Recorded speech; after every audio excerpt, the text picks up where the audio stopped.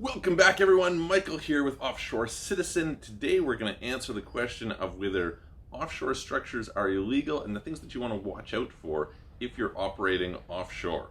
Before we get started, there's lots of great information that you can magically get if you click the subscribe button, click the notification bell. Please do that, which supports us. We love it a lot.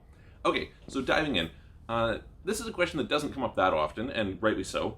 But people will sometimes ask, are these illegal? And unfortunately, the media narrative has been that somehow offshore and illegal get conflated, okay? So let's look at kind of where that comes from and what the reality is behind it and what you should know, okay? So first of all, when we're talking about what is the situation with respect to the media narrative, right? Certainly it is true that people have utilized opaque structures in order to conduct illegal activity or to hide the proceeds of illegal activity. Certainly that is true, right? However, this is true whether you're onshore or offshore, right? People have all sorts of, the biggest money laundering place in the world probably is the US, right?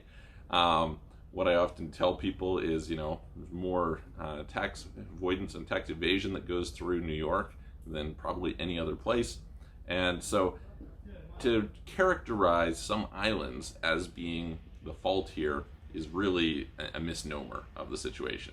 Now, it is true that it's more difficult to enforce rules in some of those places, and so sometimes people will avoid countries like the UK, like the US, like Canada, etc., for certain types of business. And sometimes that's rightly so because of the fact that, there's regulations that they need to work around. So for instance, if you're in the adult space, there's certain countries that are okay with that industry and certain countries that aren't okay with that industry. Same thing with gaming, same thing with regulations around certain types of health products. So, you may need special licenses to sell them in one country, not others. Same thing with raising capital, etc., etc.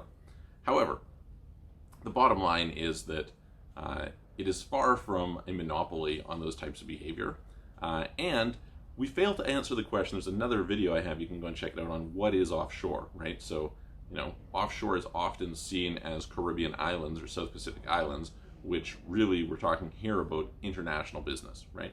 So the real question then becomes, is it illegal to have an international business? And the answer, of course, is no, right? You can see virtually every major company in the world has offshore operations, offshore, and by offshore in this case we're talking about international, right? So if I am Ford and I'm selling in Germany, well then, I have international companies, right? If I am Apple, I sell in, most of the countries of the world, I have international companies. You can run down the list. So you are no different than them, meaning that the laws that apply to those other companies are the same as the laws that apply to you. And there is nothing illegal at all about owning foreign companies, about having foreign bank accounts, about having foreign investments, okay? So all three of these things are fine, as well as, of course, hiring people abroad, all perfectly legit, no problem. What is true is that this may come with reporting requirements in your local country. So I'll give you a couple of examples with respect to, say, the US, right? So in the US, there's something called FBAR, Foreign Bank Account Reporting. FBAR basically states that you have to report your foreign bank accounts. There's, some kind of minimum thresholds around them, etc. But the penalties are very, very steep if you don't go and engage in doing that, right? So this is an example. Another case is you'll typically have to report your controlled foreign companies. Not, again, I guess it depends country to country, so typically it's maybe a broad generalization, but you are in a situation where you need to do some reporting there, okay? So fair enough. Third, if you have some sort of transfer pricing arrangement, that needs to be typically reported, documented. There's a set of rules that you need to follow there. So there are rules with respect to reporting when you're involved in those situations.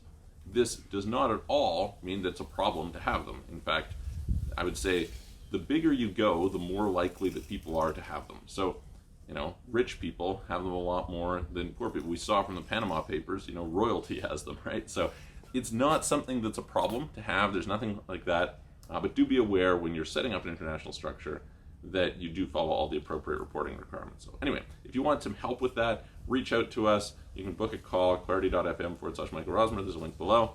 Check out our websites, offshorecitizen.net, offshorecapitalist.com. You can check us out with respect to, actually first click the subscribe button, but if you want help with forming companies, with opening bank accounts, with doing trusts, asset protection, legal tax planning, citizenships, residencies, payment processing. We will see you guys on the next video.